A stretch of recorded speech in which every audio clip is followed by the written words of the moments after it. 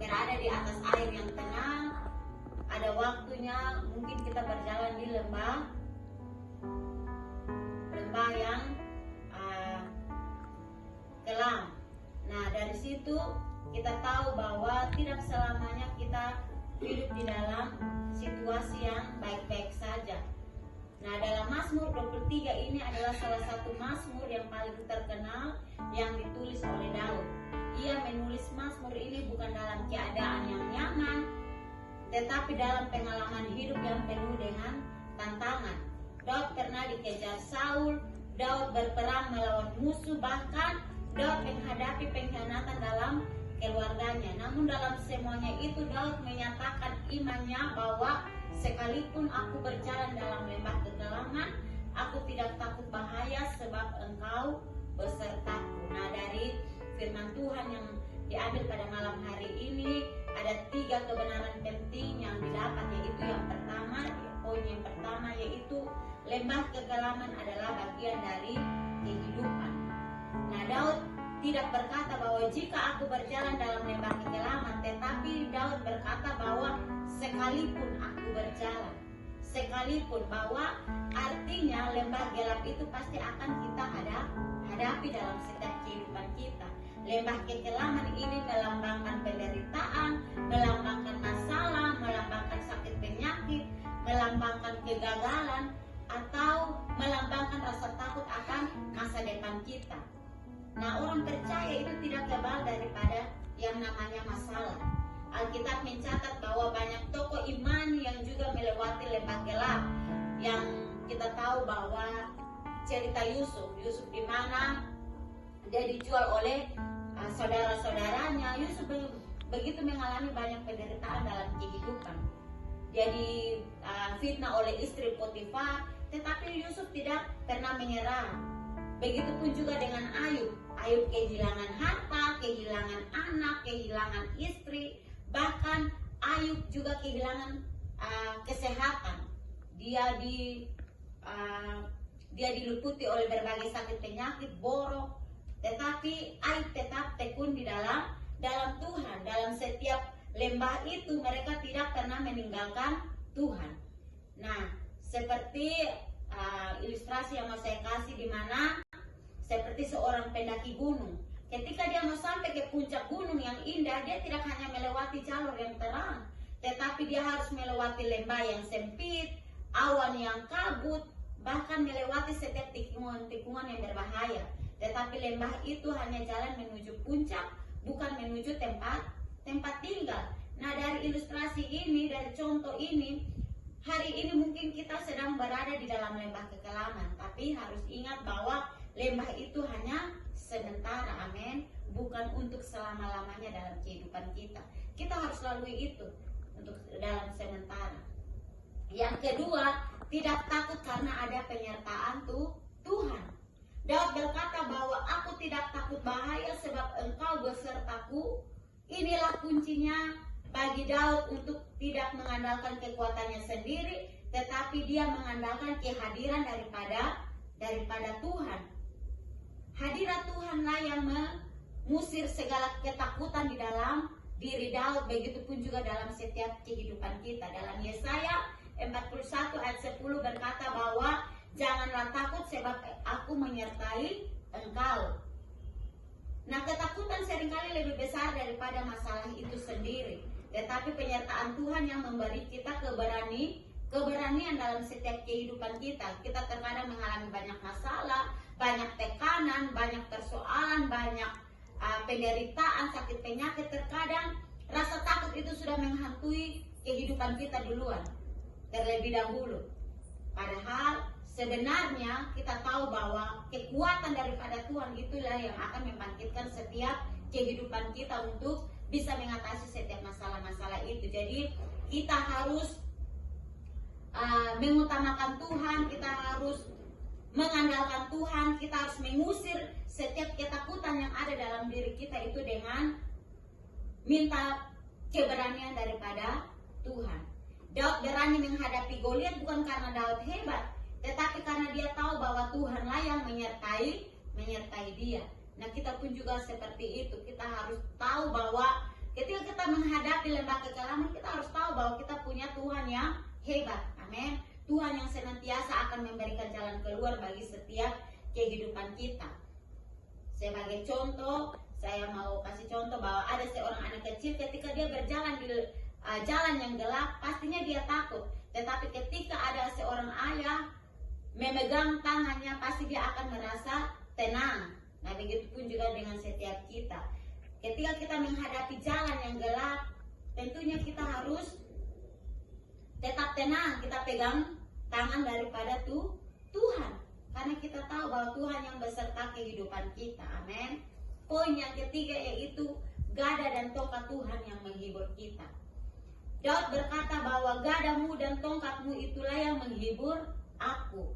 Seorang gembala memakai dua alat penting. Yang pertama itu gada, yang kedua itu tongkat. Gada dipakai untuk melindungi domba-domba dari binatang buas.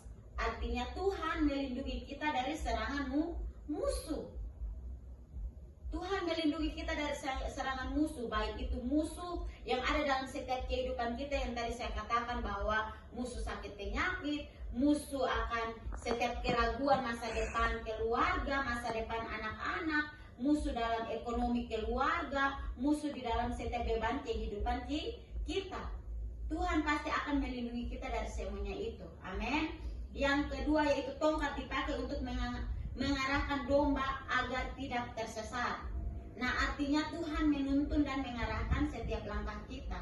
Amin. Ketika kita sudah berada di luar jalurnya Tuhan, pastinya Tuhan akan memakai tongkatnya dan memukul setiap kita. Dan mungkin ketika kita dipukul itu pastinya rasa sakit. Amin. Ketika kita menghadapi masalah, sakit penyakit, itu sedikit pukulan daripada Tuhan untuk kita berbalik kepada Dia. Mungkin selama ini kita sudah berada jauh daripada jalurnya Tuhan. Tuhan kasih dengan sakit penyakit, Tuhan kasih dengan masalah, Tuhan kasih kita dengan cobaan-cobaan yang ada supaya kita kembali kepada Dia. Dan kita hanya berserah kepada Dia. Nah, kedua dan mengarahkan setiap langkah kita. Amin. Ketika kita sudah berada di luar jalurnya Tuhan, pastinya Tuhan akan memakai tongkatnya dan memukul setiap kita. Dan mungkin ketika kita dipukul itu pastinya rasa sakit. Amin. Ketika kita menghadapi masalah, sakit penyakit, itu sedikit pukulan daripada Tuhan untuk kita berbalik kepada Dia. Mungkin selama ini kita sudah berada jauh daripada jalurnya Tuhan. Tuhan kasih dengan sakit penyakit, Tuhan kasih dengan masalah, Tuhan kasih kita dengan cobaan-cobaan yang ada supaya kita kembali kepada Dia. Dan kita hanya berserah kepada Dia. Nah, kedua hal ini menghadirkan penghiburan bagi setiap kita. Kita tidak sendiri menghadapi bahaya karena Tuhan yang melindungi. Kita tidak berjalan tanpa arah karena kita tahu bahwa Tuhan yang menuntun setiap langkah kita. Amin. Jadi ada seperti tukang Maxim, Grab, pastinya di dalam setiap ketika mereka sedang memuat penumpang, pastinya mereka ada HP yang punya GPS untuk bisa mengetahui jalur-jalur atau jalan-jalan. Nah, kita juga punya arah. Kita juga punya arah itu yaitu Tuhan yang menuntun setiap langkah kehidupan kita. Amin. Untuk mengarahkan kita kembali kepada jalurnya Tuhan. Amin. Jadi aplikasi dalam setiap kehidupan kita yaitu jangan kaget ketika kita menghadapi lembah kekelaman, karena itu bagian dari perjalanan iman. Ketika kita ada di lembah kekelaman, kita tahu bahwa di situ perjalanan iman kita akan tumbuh ketika kita mengandalkan Tuhan. Karena dengan setiap lembah kekelaman yang kita alami, pastinya kalau kita mengandalkan Tuhan, pasti iman kita akan semakin kuat di situ. Amin, mama-mama. Jadi yang kedua, jangan biarkan ketakutan menguasai kita. Kita harus ingat bahwa penyertaan Tuhan itu lebih besar daripada setiap masalah. Penyertaan Tuhan lebih besar daripada setiap masalah kita. Jadi kita jangan membiarkan ketakutan itu menguasai setiap diri kita, tetapi kita mau membunuh ketakutan itu dengan percaya kepada Tuhan bahwa kita punya Tuhan yang besar dalam kehidupan kita. Amin. Yang ketiga, biarkan Tuhan menuntun dan melindungi kita. Pegang firman-Nya, tetap andalkan doa kita, dan ikuti kehendak Tuhan. Amin. Ketika kita biarkan Tuhan ada di dalam kehidupan kita untuk melindungi kita, kita harus pegang kebenaran Tuhan. Jangan pernah tinggalkan doa kita, dan kita harus ikut dengan kehendak Tuhan. Nah, kesimpulan daripada khotbah saya pada malam hari ini, di mana Mazmur 23 ayat 4 mengajarkan bahwa lembah kekelaman tidak bisa kita hindari, tetapi kita tidak pernah melewatinya sendirian. Amin. Tuhan hadir, melindungi, menuntun, bahkan Dia akan menghibur kita untuk melewati setiap lembah-lembah kekelaman yang ada. Untuk itu kan, jangan takut menghadapi masa depan, jangan putus asa dalam penderitaan, jangan pernah kecewa, jangan pernah lari daripada Tuhan.